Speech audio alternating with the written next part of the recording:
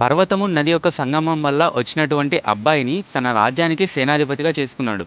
అదే అమ్మాయి అయినటువంటి గిరికని తను వివాహమాడాడు. అలా ఒకసారి తన రాజ్యానికి వెళ్ళి రాజ్యం పరిపాలిస్తుండగా గిరికకు ఒకసారి లేడి మాంసం తినాలనిపించింది. దానికోసం రాజు స్వయంగా నేనే వెళ్ళి తీసుకొస్తాను అని అడవికి బయలుదేరాడు. తను అడవిలో అయితే ఉన్నాడు కానీ తన మనసంతా తన భార్య అయినటువంటి గిరిక మీదనే ఉంది. తన అందచందాలన్నీ గుర్తు చేసుకున్నటువంటి రాజు ఒక్కసారిగా వీర్యస్థలం అయిపోయింది. తన వీర్యం వృధా కాకూడదు అని ఒక డేగను పిలిచి ఆ వీర్యం తీసుకెళ్లి తన భార్య అయినటువంటి గిరికకి ఇవ్వమని కోరాడు. ఆ డేగ రాజు చెప్పిన విధంగానే ఆకాశ మార్గంలో బయలుదేరింది. దారిలో మరొక డేగ చూసి మాంసం ముక్క అనుకొని ఈ యొక్క డేగతో కలబడింది. ఇంకేముంది, వీర్యం మొత్తం కింద పడిపోయింది. కింద యమునా నది ప్రవహిస్తుంది. యమునా నదిలో పడింది. యమునా నదిలో అప్పటికే అప్సరస అయినటువంటి అద్రిక శాపం వల్ల చేపగా మారి తిరుగుతుంది. ఆ అద్రిక ఆ వీర్యాన్ని మింగేసింది.